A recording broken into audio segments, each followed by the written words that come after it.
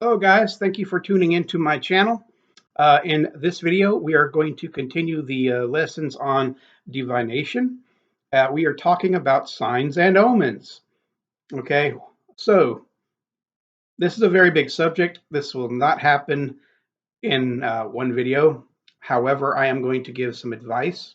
I do suggest you buy a book on signs and omens and symbolism. Okay, even dream dictionaries. All right, because people will have dreams in signs and omens. So this is a broad term.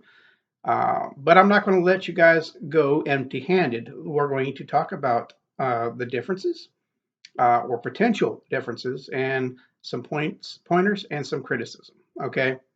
So let's get started. Okay, first, through most literature on the subject, it does seem that an omen uh, tends to be more negative. All right, it's foretelling something less enjoyable than what you have now, or was what you want to happen. A sign usually is under the flag of something more beneficial. Okay, however, it is also argued that the major difference between signs and omens is actually in the name, signs, okay? As in uh, something to do with the stars or the movement of the heavens, signs, like in astrology, right? The signs, you see a falling star, this would be a sign or something like that. If you see a black cat that crosses your path and you believe that to be bad luck, that would be an omen, okay? So to me, it's just splitting hairs. One could be considered positive, one could be considered bad, and they're used interchangeably. And I'm okay with that. I'm not too dogmatic because it's the intention of the word, not what the legal definition of the word. Because you know that's what happens with living languages, right? It changes over time. Old words get new meanings. Old words get replaced entirely. All right, so it's okay. It's a living language. Moving on. Now, here's the part where I must implore you, especially you witches on social media, you could take some criticism. You guys need to understand that criticism is not witch shaming. Criticism is supposed to be healthy and beneficial. Criticism is what we use both for ourselves and others to reevaluate a situation so we can see if we need to improve upon it. Just because criticism and shaming have certain things in common does not make them equally the same or the same thing. This too, some criticism, is a logical fallacy. Basically, the sum equals the whole. All right, I believe that's what it's called. Don't worry. If I'm wrong, you can leave a comment below about the logical fallacy title because I could take criticism. Basically, what this means is that because two items might have things in common, then it must be the same thing. Or uh, if one subject has something negative, that means the whole meaning, the sum, equals the whole to be bad or poisoning the well. There's all kinds of different fallacies for this. But it is a logical fallacy, okay? If someone's intent to criticize you is to be rude and to look down on you, that would be shaming. If they're trying to correct you and help you out to learn something new or take a different position, or at least a possibility, that would be positive criticism. Positive criticism is not witch shaming. Okay? So here's where a lot of people can't take the criticism. Are you ready? Drum roll. Not every damn thing that happens in the heavens has a meaning for you. It just doesn't. Not every cat that walks its path, not every bird that flies to the east, not every white dog that runs out of a graveyard is something for you. It's not a message for you. Not every single thing. I'm sorry. Not every action is about you. Sometimes An animal is just crossing the road. Sometimes that white dog is just cutting through the cemetery. It's not a bad omen. Okay? Then how can you tell the difference? Basically, how you feel in two parts. Ask yourself, did you ask the universe or your God or your ancestors to reveal something to you? See, it's a conversation. Signs and omens are conversations that the universe is trying to give you. And most of the time, it's because you initiated the conversation.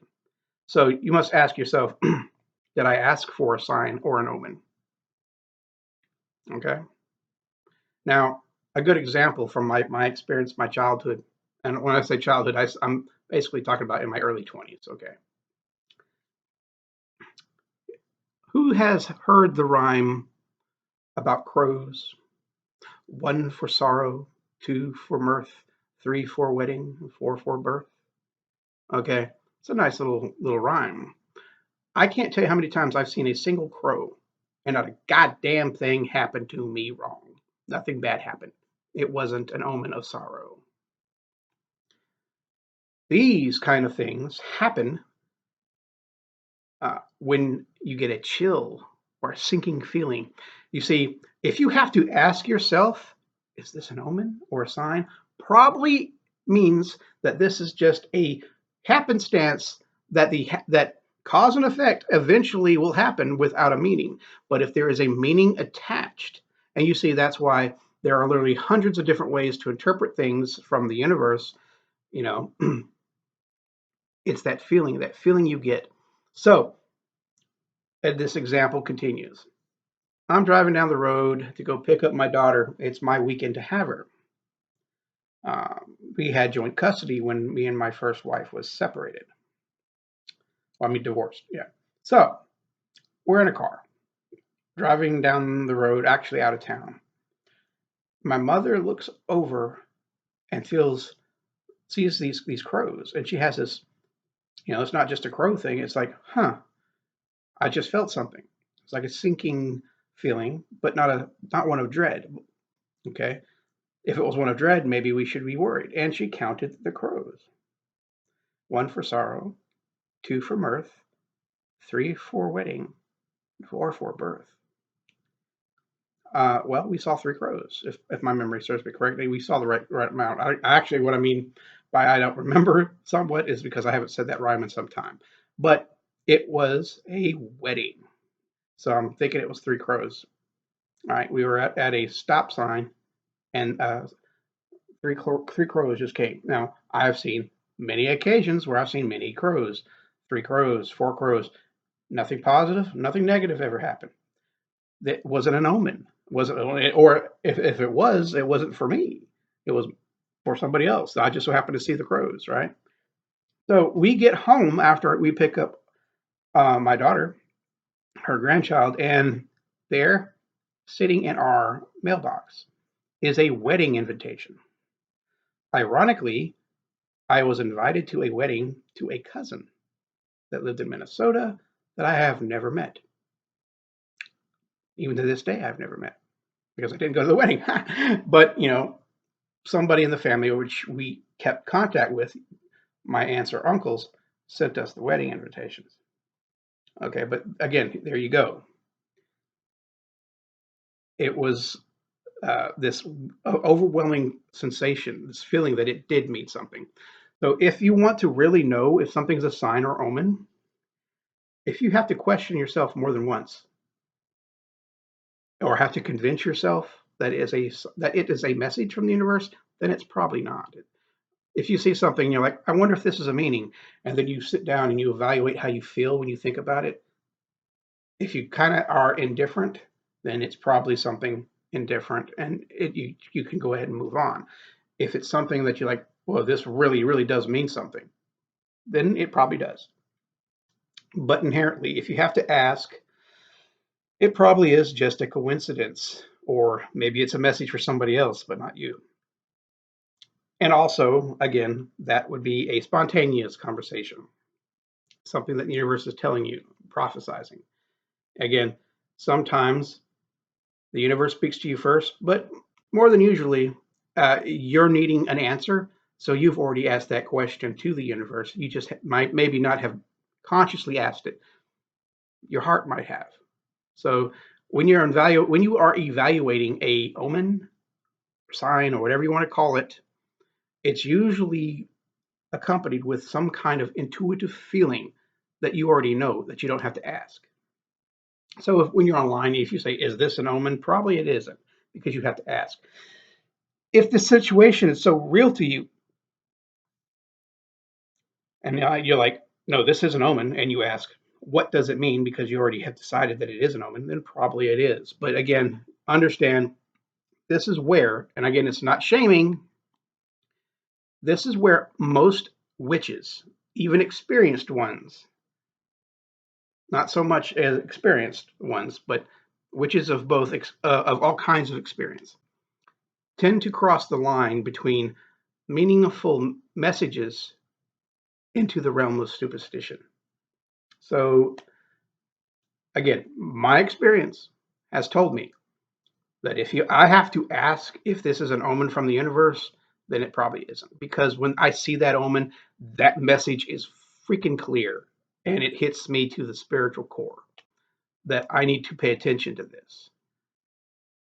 And if you have that feeling that you need to pay attention to this, it probably is. If you're like, "Huh, that was odd. I wonder if it means something," then probably you're looking for something and you're fishing uh, to have a spiritual experience. I'm not trying to be rude or upset people, but there is a difference between superstition and looking for meanings and intent behind every single thing, and actually knowing. And the best way to know this is that intuitive sinking feeling. You might have that sinking feeling in the stomach. You might have a chill go up and down your spine. You might have a sudden burst of emotion when you see it. Then you'll know that that omen or sign was specifically meant for you. Okay. But tips also, what you interpret the universe as, usually that's where you start. Okay, so like if you're really afraid of, say, bats, and you feel really negative, if you have an experience with a bat that you wonder is an omen and feel like it is, then it's probably going to be in the negative because it's negative to you. That's not 100%, because everything has positive and negative messages. How you feel is actually more important than what you see. Right? I have had in some certain situations thought I've encountered something like, say, a bat or an owl, and it wasn't. But the meaning within the next day or two, the meaning of what I saw, even though it wasn't what I saw, the fact that I thought I saw it and it gave me that feeling, the universe still told me what it needed to tell me, even though it wasn't what it was. I hope you guys follow me on that. The fact that I thought it was something touched onto a truth that the universe wanted me to know, and it was confirmed through my uh, deeper intuition. So, signs and omens, learn the meanings based on your culture and your perception, because it doesn't matter if an owl means wisdom in one culture, because in another culture it means danger. Okay, so you need to decide what it really means to you. And the more you know what something means to you, the more likely the universe will be able to use that symbolism to speak with you.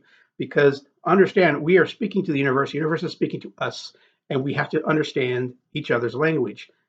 Sometimes we have to relearn things because the present culture has hammered into us something wrong. And I'm not going to go into that, but you guys know what I'm talking about, hopefully. All right. So some basic criticism and some advice on telling if this is an omen or not. But again, this subject goes so deep. People write books that are thousands of pages big, so there's no way I'm going to cover everything of that by a book. But something that most books don't tell you is that it has more to do with how you feel when you see it than if it consciously, if you think it means something or not. I hope that helps. Thank you.